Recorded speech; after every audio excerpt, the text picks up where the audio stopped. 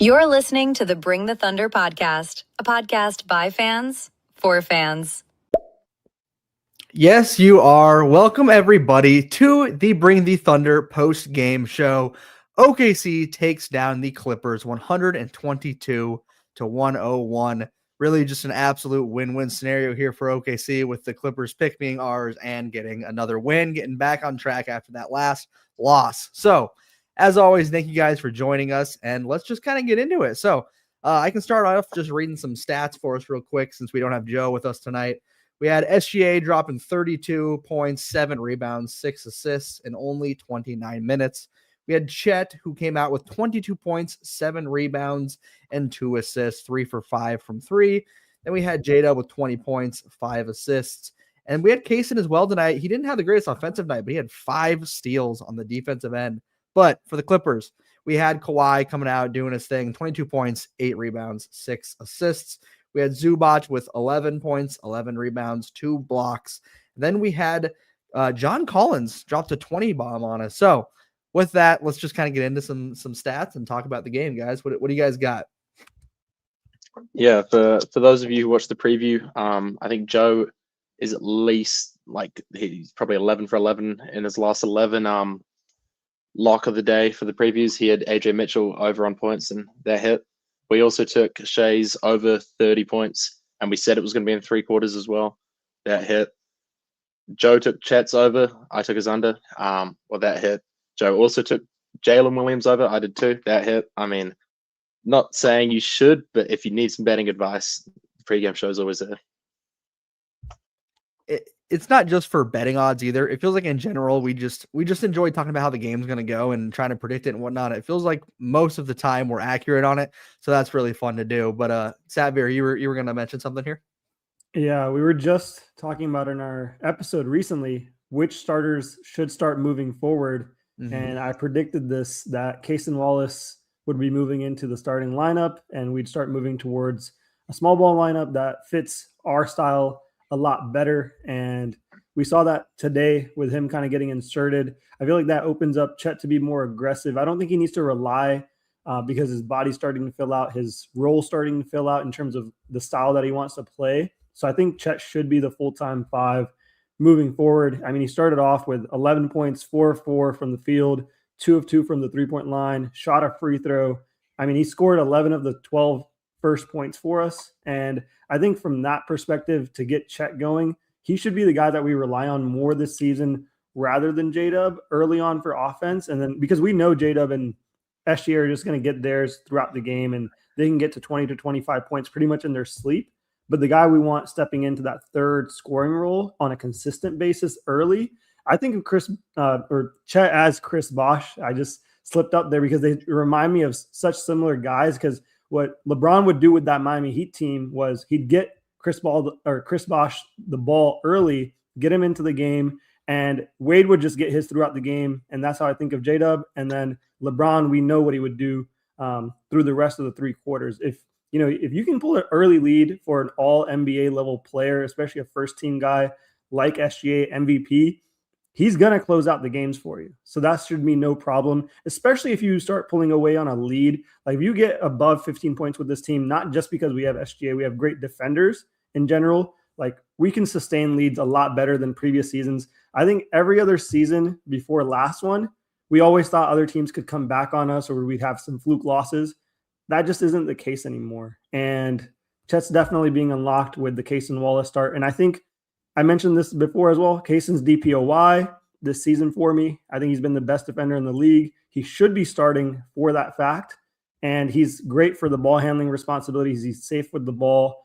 And he provides just a better dynamic in the starting lineup. I don't think he's a bench level player. He's coming up on his extension as well. And I believe he should be our biggest priority to re-sign this upcoming summer.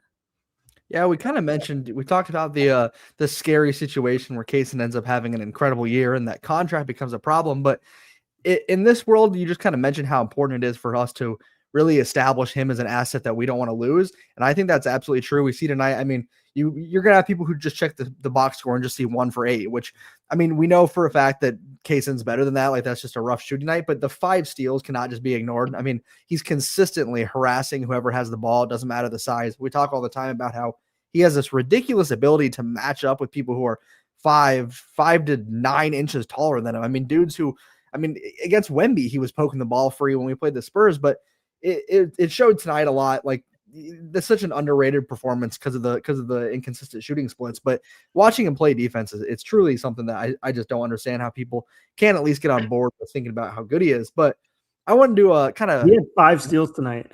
Yeah, it's insane. But I kind of want to piggyback off what you were saying, Xavier, with our ability to hold leads. It kind of feels like it's also just you can feel the momentum kind of shift all of a sudden. Everyone starts playing at a higher level. Everyone gets more confident. And it's kind of that, like, the expression of, tasting blood in the water. It's like once we realize that lead's been grabbed, it gets really hard to stop us. The pace gets shot through the roof all of a sudden. We're forcing turnovers. We forced a ridiculous 28 turnovers tonight. That is insane. That is the highest the Clippers have had all season, and we only had 8 turnovers. That is a 20 turnover differential. That's insane. I mean, we got out-rebounded by 11 boards tonight, and you would not have been able to predict that as we won by 21 points. Like, a lot of times, and I don't know if this is just a thing I grew up with, but when I grew up watching basketball and learning about basketball and playing, we were always told, if you get out-rebounded, there is a good chance you're going to lose the game because rebounds are so important to the game. We got out-rebounded pretty easily tonight, and frankly, our best player sits out another fourth quarter. We beat him by 21 points, and that's because we're forcing so many turnovers, because it's not just, I mean, Kaysen, don't get me wrong, he is leading the pack, but in other words, we had 5 guys outside of him who had 2 or more steals. Caruso has 4 steals. Isaiah Joe has 2 steals. AJ Mitchell has 2 steals. Shea and J-Dub with 2 steals, and then you get Wallace coming out with 5. Like, the swarming defense is ridiculous. And I know Clippers are not exactly, the best team to talk about in terms of beating a defense and whatnot, but they have good players. Like, they have good team. It's at the end of the day, it's an NBA team. Any team can beat anybody on any night. Not the way we played, the way this defense plays, it makes offense half of the battle, because our offense can be off for half the game, and it's okay because our defense will keep us in it. So that's kind of the way I'm looking at this team right now. Is we talked about in our last episode, Joe mentioned being concerned about the shooting splits and is the shooting going to be a problem? Even if it is, we're still going to be competitive in every single game because our defense will single-handedly keep us at least close. And then it just comes down to, like you mentioned, Xavier, Shea and J-Dub getting done what we know they can get done, which is scoring the 30 and the 20 range. And then Chet's his own beast. I mean, he had 18 points at halftime, so it's insane what this team can do. Mm-hmm. I wanted to get to this comment from Unk here about Wiggins not playing good in the last 5 or 6 games. I think the biggest thing to point out there is he's only been back for 7 games since his injury. Mm-hmm. But in those 7 games, in only 2 of them has he had a negative plus-minus. So I think he's still doing everything except for scoring. I mean, he was out for quite a few weeks. He's just recovering, I'd say. But yeah, I think we can see him back in full form, but we're also in the swing of it. So he's kind of trying to inject himself into what's working at the moment. So I think we'll be fine. But what's your guys' take on that? Yeah, I think with the way lineups are shaping out, it's even less consistent than it has been in the past from multiple game stretches standpoint. It's just more of a case of if there's injuries or how the game plan is going, or if we're down in games, we need him more. And if we're up, he gets a little bit less minutes, and he gets more of them in, third and fourth quarters. So it's just kind of more game dependent, but I think 20 minutes a game is still solid for him. And I mean, we've beat it like a dead horse. Like, he deserves more, but this is just a championship level team. And this is kind of all we can offer for most of the guys that are coming off the bench right now. Yeah, I mean, I'm not going to expect Wiggins to come out and, drop 20 every single night and play incredible every single night. He's the kind of guy that we know what we're going to get from him. We know that he can step up in games where we really need him. So, yeah, he has a rough couple games, but I'm not concerned. Frankly, he's one of the guys that I don't think I'll ever be like really concerned about. Like, I feel like he's always just going to be the consistent scorer that we need when we need it. He has rough games here and there. Nobody's going to have perfect games. So I understand the at least pointing it out with the initial concern, but I'm not worried. I could see within the next 3 games him having a crazy bounce back. So he's not someone I'm worried about at all personally, but still appreciate the comment for sure. Uncle also had mentioned earlier that the best thing about this game is that we get the Clippers pick. I talked about that earlier as well. That's just insane to think about. I mean, we talk about picks all the time on this channel because, you know, OKC's in this ridiculous situation, but this is just crazy to think about. Like, when you're really sitting here, this probably popped into my head 10 times throughout the game. Sitting here watching my team slowly pull away and beat the life out of these guys all of a sudden. And then as we go on, I'm like, we have these guys pick. Like, they're 6-20. They're just playing anybody. Like, we have their unprotected first round pick this year. Like, that is just absolutely ridiculous. I mean, you guys can talk about it a bit as well. There's not much more to say. We talk about it all the time, but it's just crazy to think about. Like, this Clippers team is, they're not good. Yeah, I said it in the pregame show because I had to make the graphic for it. And when I was writing 6-20, it just did not feel right. Like, this is a really bad team. Like, and they're all in to win this year. Like, they don't have picks, they don't have youth. So to be in this situation, it might actually just be the worst possible situation you could be in as a team. Probably. There was a report. You guys want to know what's worse? You want to know what's worse than being 6-21 this season? Doing the same thing next season when we have their pick again. Insane. There was a report that came out yesterday that said the Clippers are waiting to trade anybody because they believe that Derrick Jones Jr. returning will be the push that they need. That is just delusion. That's pretty much that's them saying that we're afraid to admit to the league that we effed up really, really badly. Yeah. They don't want to admit and buy in, which I understand that. Like, I get that would look really bad. Like, the league would be in shambles if they just suddenly traded Kawhi and traded Harden and got rid of Zubac. Like, the league would be freaking out. Like, I get that for sure, but they got to do it. I mean, I'm not just saying that because I want their pick. They have to do it. They're going to go nowhere. Like, the team is bad either way. You might as well get some value out of these guys, especially a guy like Harden, who every day that goes by, he's getting less. I mean, I like him, but he's not exactly the prime scorer he once was, and each second that goes by, we're getting less and less value from him. So they got to trade. They got to do some trades. But either way, I'm not going to complain. We have their pick. It's ridiculous. As Xavier mentions, we have their pick next year as well when they inevitably they couldn't even beat a 45-year-old Chris Paul using second team minutes. Yeah. I just think they're in a really bad place. Yeah, it's not a good look. It's the league's afraid to admit that that's a serious problem, and I do understand why, but especially for guys like Zubac, like, he needs. I don't dislike the guy, but like, I don't like him either. But my thought on him is he could be good somewhere else and be winning. Like, it's just kind of insane to me. But we are at the 15-minute mark here, so as Joe would say, it's time to jump over to our favorite segment. What the bleep is Jack wearing? Jack will be wearing an Oklahoma City Thunder jersey. We have to try and guess who the player is that he will be wearing. So you guys in the comments, go ahead and drop some guesses for what Jack is wearing. Xavier, I'll let you throw one out first. I'm going quick on this one. Rapid fire, Chet Holmgren jersey. I better get this right. He scored 22 points. He had one of his better games of the season, in my opinion, from an efficiency standpoint. And it's got to be Chet. So let's do it. I like it. Shout out Indy Sports fan, man. Yeah. Indy said you got either a Brooks, Chet, J-Dub, Shea, Isaiah Joe, Dort, Case and Wallace, or AJ Mitchell jersey. You never know. I'm gonna laugh real hard if it's none of those guys. Shout out Indy Sports Fun and Unk. They're our premium members, so go check that out. Yes, please, guys. Just give it a look. But awesome, dude. What else do we got here? Original Tabby says AJ.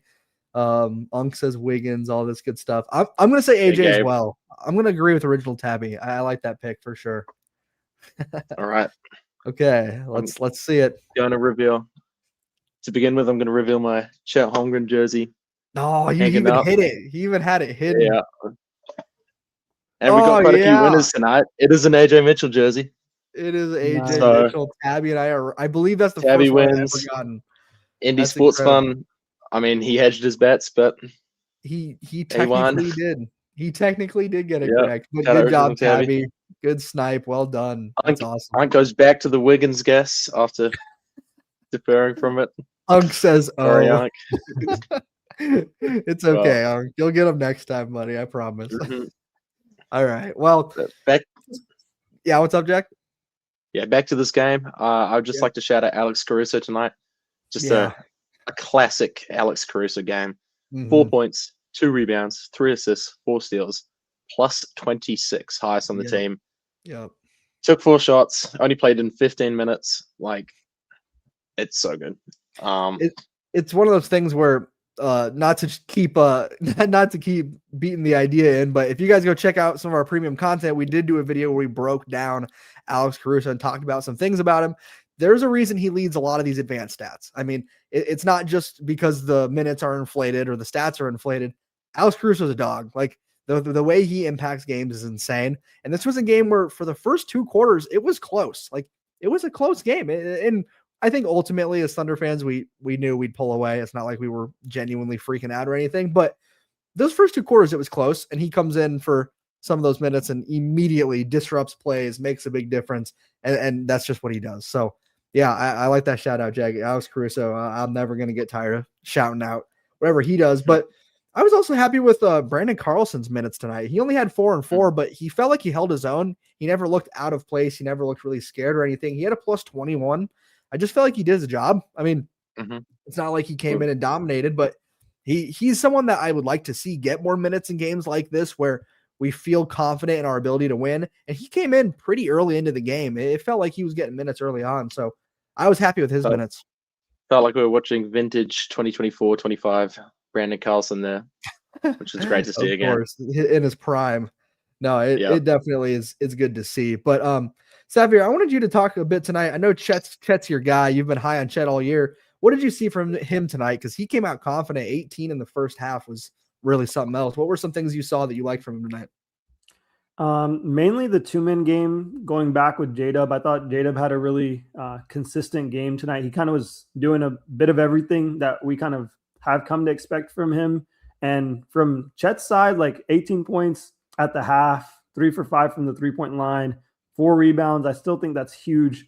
And to have that early part of the game shored up and knowing that your third guy is able to provide that like on a consistent basis, where I think he should be able to do that. That should get us blowing out teams even quicker into the third quarters, especially with J-Dub back now, because any points that J-Dub scores or anything he does alongside, the production that we've already received from the 2 superstars on our team all season long, I think is just a huge plus. I'm just glad that he's starting to find that offensive consistency. And I've been saying this, like, I think he's really figured out what his role is, and that's switching on to smaller players, abusing the pick and roll, learning. He's figured out his handle. He knows how to protect the ball a lot better. He's not doing things outside of his abilities. I think Gabe mentioned this one time where Chet's trying to do a fast break all the way down, going behind the back. He's not doing that as much. He's setting up in the half court. He's going for the matchup mismatches and then just attacking those relentlessly all game. And since he's figured that out, like, I think teams are going to obviously have to make an adjustment on that, but it's not much you can do when you have a 7-foot guy that's able to switch and handle the way he is, because he's forcing those switches with a guy like SGA. You have to attract that attention towards SGA. And what I love to play is where SGA J-Dub have their 2-man game, and then the swing pass from J-Dub after, SGA passes it off to him, it goes over to Chet, and he's on a mismatch no matter what. He's coming towards the baseline. He's either going for a free dunk or hitting a bunch of threes that are open looks.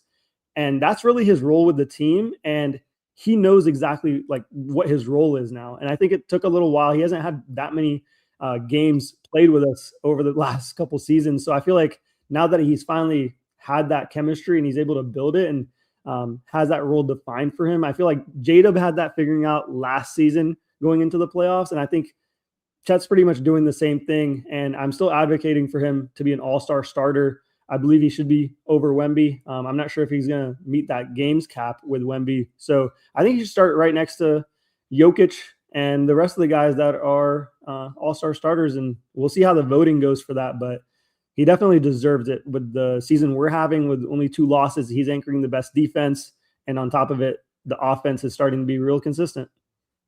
Yeah, you talk about him finding those mismatches, and that's something that I also wanted to highlight is I've been seeing a lot of that. He's really starting to reach into his bag on that post fade. That post fade is becoming really, really nice. It's consistent. It feels like one of those shots that he should probably be shooting more of. I mean, with the size, you can't block that. I mean, Wemby is one of the few guys that could probably get there and contest it, but even with him, he's quicker than Wemby. He moves faster, so he's still able to knock that down. I feel confident about that. So the more I see him take that shot, the better I feel. It reminds me, I mean, it sounds like a default answer, but it feels like Dirk. I mean, really, the big man fade is something that's hard to block. There's a reason Dirk was so good at it. It's one of those shots that, like, if he gets a guy who's 6'8" or shorter, they can't stop that. It's just a matter of if he gets bumped, if he can get to his spot, if he can get where he wants to shoot it, it's going to go in. So, and I've also noticed people are, I mean, he only had a few, I think he had 3 free throws tonight, but it feels like there have been moments in these last couple of games that I've been noticing where teams are more willing to foul him, not because he's going to miss, but because they can't always stop him. Like it's becoming less of a strength thing where, like, with Wemby, for example, there were times where we had to stop him. He's too strong. He's too there. But with Chet, it's the realization of we can't get a hand there. Like, we can't get there quick enough. He's too quick. He's too efficient with it. And that's going to be a problem I think a lot of teams are going to run into if he starts working on that post bag more, because I don't really understand how, if that mismatch happens and you don't have a 7-foot guy on him, I don't know if you can really get a hand close enough to where it's going to make a difference. So I just want to see Chet remain confident with the post moves. I love the like I was talking about, I love the fade, but everything about his game tonight just looked really efficient. I like that you pointed out J-Dub and him working together. That's something that always feels good. It's something we've talked about a lot, is those two working together well. So yeah, Chet with another really, really good game tonight. It felt Gabe, like. I wanted to add real quick before we switch off of Chet. He's one of the best dunking players overall. Like, if you count how many dunks he has per game, he has some of the highest numbers in that category, emphasizing the fact that he's pretty much unstoppable going towards the basket. He's pretty much figured that out. Like, it's not just the fact that he's switching on to the smaller guy, the cuts that I was mentioning, him just relentlessly attacking the basket. He's not going for layups. He's going to go dunk the ball every single time. And when he's looking for that, it's like he's super athletic for his size. He's super mobile. And I mean, it is pretty much an unstoppable thing. Like, whenever he wants to, he can go to the basket now. And especially with his size being filled out, like, I just think him figuring it out and his size and everything's just coming together at a really good time. And the fact that J-Dub was a little bit hurt kind of gave him that confidence moving forward into the post All-Star game. And I think his game will just continue to take off. Like, he's genuinely just a starter for the All-Star team. Absolutely. With that, we are hitting the 25-minute mark, which means it is time for our other segment, Satvir's Quarter. So, Satvir, what do you got for us today in Satvir's Quarter? All right, we're going to go with some big hitters on this one. Let's see who you guys want to start, bench, cut between these 3 players. We're going to choose Kawhi Leonard, Jalen Williams, and the third person is going to be Jaylen Brown. So we're going to add a Celtic in there. I feel like all 3 are really good wings. All 3 are different stages of their careers, where J-Dub's the youngest out of the group, just won a championship. Kawhi's won multiple championships, but getting into the later part of his career. And Jaylen Brown's kind of in his prime right now and has won a championship as well. So all championship level, essentially 2 guards or wings, whatever you want to call them, combo wings.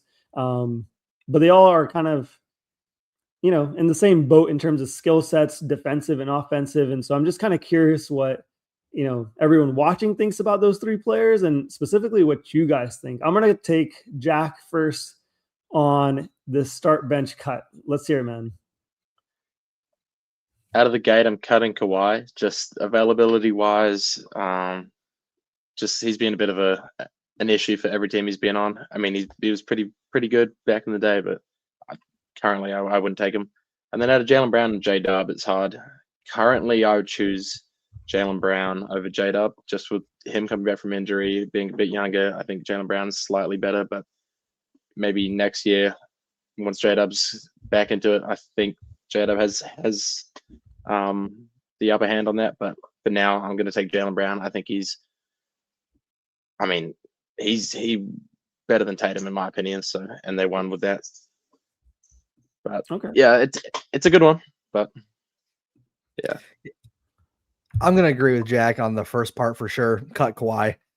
Stephen A. Smith said it, or was it Stephen A? No, it was someone said it. I don't remember who it was.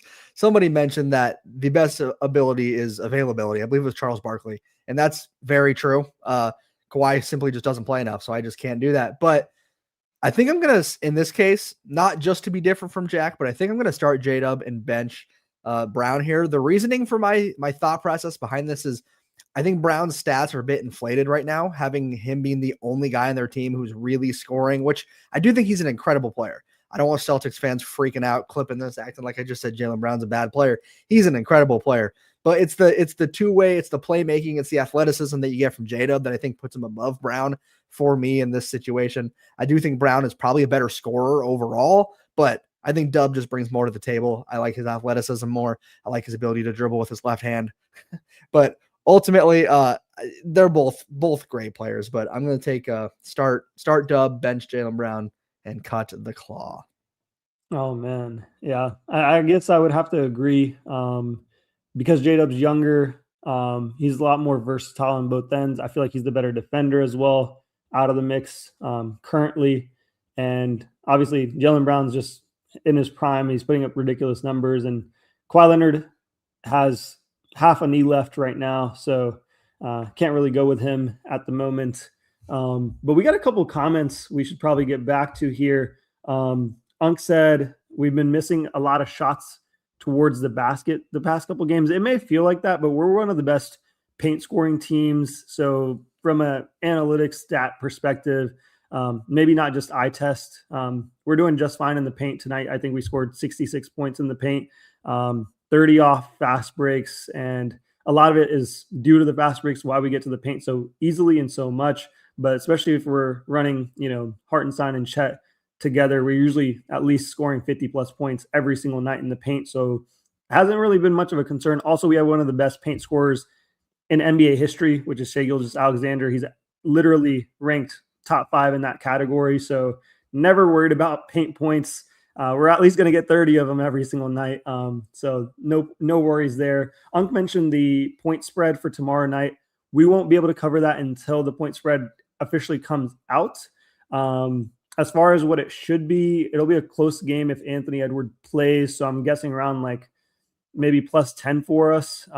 If we're lucky, maybe +8, something like that. But it should be within 8 to 10 points for that game. And if he's not playing, then it should be much higher, like 12 to 15 for the spread. And then Indy sports fans mentioned getting a 7'9" center. I think you guys definitely need a new center, and he'd definitely be a great addition at that height. I've not seen a player that tall, so that'd be really interesting. I've heard of a couple players that are coming up in the upcoming drafts that are that tall. The league's definitely changing towards these supersized centers, but Shai will still get blocks on him. I'm sure of it. He's gotten blocks on Wemby and I think tonight on Zubac, so definitely not worried about a 7'9" guy coming into the paint with SGA over there. Yeah, definitely put him in the dunk contest. And yeah, let's get back to it, man. Yeah, I wanted to mention something as well. You talked about that, the comment about our paint scoring. We actually ranked 9th in the league right now in paint scoring. We've been top 10 all season long. We're getting about 53 points per game in the paint. Like Xavier said, it's never really a concern. Shai is, shooting a field goal percentage that centers try to shoot. So, at that rate, it's ridiculous. It's insane. I get your concern because when you're watching games and you see misses like that, it feels terrible because you're like, these guys are professionals. They should be making all these shots. In reality, they're making a lot of those shots. So it's more so about the 3 ball that concerns me at times. But like I mentioned earlier, if our defense is so good that it doesn't matter if the 3 is falling at a high rate, it's okay. We did shoot 36% from 3 tonight, which I would be happy with that. That's the kind of thing that I'd like to see. I'm not going to be complaining about 36%. So if we can keep that up, I think we will just steamroll this season if we can just keep shooting around that and keep the defense where it's at. So that's kind of the way I see it. But we appreciate the comment, Unk, but I would not be concerned about the paint defense at all. Guys, what do you guys think about water being wet when it comes to SGA pretty much scoring 20 plus points for 98 games, to the point where I don't think in the last 3 or 4 games we've even mentioned this stat, because he broke the Wilt record for being second place in this, and now he's chasing first place for probably the best stat since the LeBron James one of 10 plus points scored per game. And I think this one's even more impressive than that one, because only Wilt Chamberlain is in this category, and any category he's in is the most impressive thing ever. So I want to hear Jack's thoughts, man. Jack, what do you think about this, man? It's just got to the point where the day that it comes, if it ever ends, is going to be more shocking than him getting 20 points, to be honest, because 98 straight games is a long time. And like you're saying, if Wilt's number one in the leaderboard, you're pretty much number one. I don't really see, I kind of see Shea above Wilt, because, errors and doing it today is, I think, much more impressive than back then. So, but I think, the day that it does come that he scores under will be way more surprising than, him breaking the record, in my opinion. I think it's more likely he'll break the record than finish second. Yeah, we've definitely got to clip that. And I did want to mention that SGA has scored his 20th 30-point game, and this is him leading the league. The next 2 players are only half of that. So the 2 spot is Donovan Mitchell and Jaylen Brown, with only 15 times where they've scored 30 points. SGA is doubling the amount of 30-point games.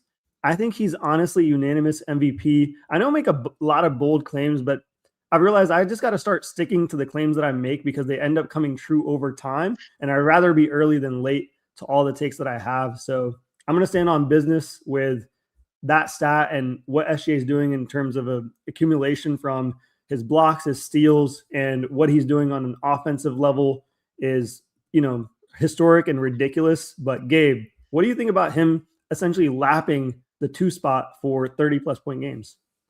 That's insane. I think people are not going to like this statement, because everyone likes to hate on Shea, but this is the most pure scorer we've seen probably since Kobe Bryant. The ability to score from literally anywhere at any time, the confidence to just take step back threes when he feels like it and knock them down, the ability to get to the hoop and finish over pretty much anybody, the fact that he can just stop on a dime in the middle of the paint, put up a shot. He had a floater tonight that was completely off balance. He just got knocked all the way off his feet, didn't get the call, but knocked it in anyways. This guy is the most pure scorer we have seen in basketball in a long time. He'll go down as one of the greatest scorers to ever play the game. So hearing that stat about the 20-point games and the 30-point games, at this point, it's not shocking. I understand. Watch him play and you'll understand, wow, okay, yeah, it makes sense that he does this. And a lot of people who like to make fun of the Thunder and dog on Shea and whatnot, ask them if they've watched all the way from beginning to end, if they have watched an Oklahoma City Thunder basketball game, or if they're just checking what House of Highlights posts. 98% of them are just checking what House of Highlights posts, which is the one flop a game. So that's ridiculous. If you just sat down and watched him play, you would be like, yeah, this guy can easily get this. He can easily get this 20 points per game streak. He can easily lap the person for 30, because it's effortless. It is. He only had 3 free throws tonight. He only attempted 4. It's not the fact that he needs free throws to score. It's the fact that people can't stop him, so he gets to the free throw line to score. And when they try to stop him, he still can just decide, I'm putting up a 3 right here. And sometimes they don't go in. Like we mentioned last year, he practices his threes.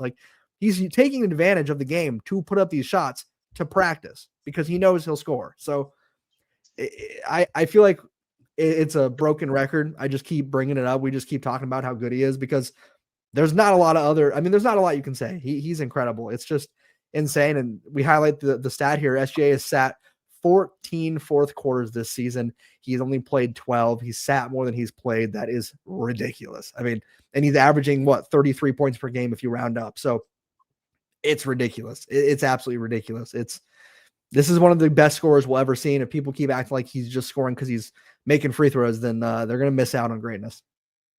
Yeah, that's for sure. And I do want to get to this comment. Why doesn't Shea dunk more? why would you ever put your body at risk when you're the greatest mid-range shooter in modern basketball times? I mean, he's surpassed John Livingston. I believe he's right on par with Kevin Durant, who's right there with some of the most elite mid-range shooting. And if you're in that top 2 category in modern times, like, I would never go to the basket and risk any types of injury. Not saying he can't dunk, not saying he can't be flashy, because he's getting more athletic every single season. He's working on that part of his game silently. He knows what his weaknesses are. He's mentioned them.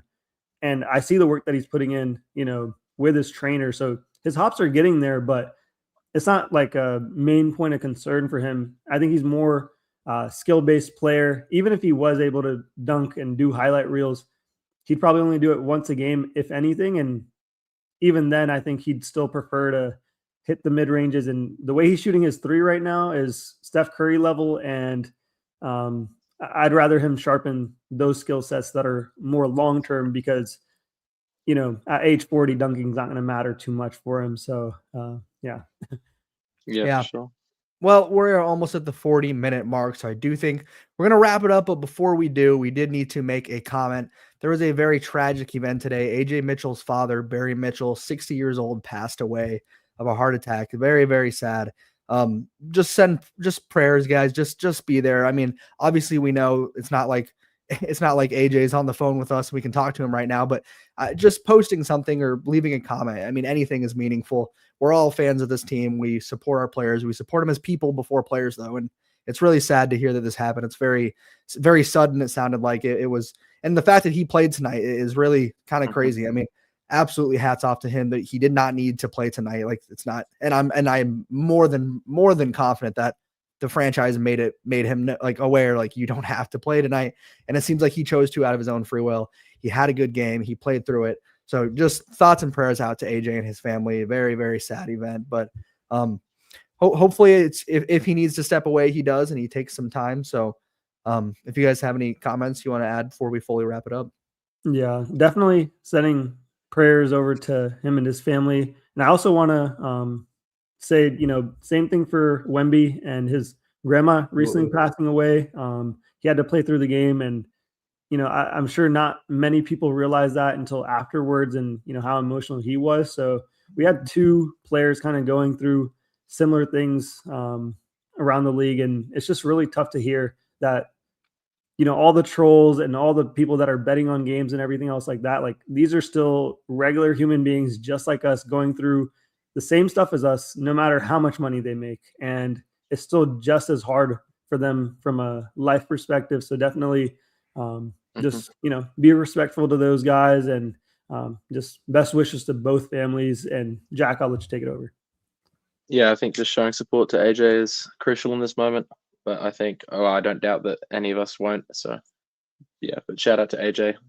Awesome to see him playing tonight. And, yeah, hoping the best for him and his family. Absolutely. Well, thank you guys for joining. Hate to end on that kind of sadder note, but really it means a lot just to leave a comment, just to be honest about the situation. So thank you guys for tuning in. Thank you guys for your comments as well. We love answering this stuff, and we look forward to the next game tomorrow night. Make sure you guys tune in for our pregame and the postgame, as we will be getting into that. But without Joe here, I'll have to send it over to myself. I'll take it up for him. But thank you guys for being here. We love to be doing all this stuff. We love making videos. We love having you guys here. And Thunder, baby, let's go. Let's go.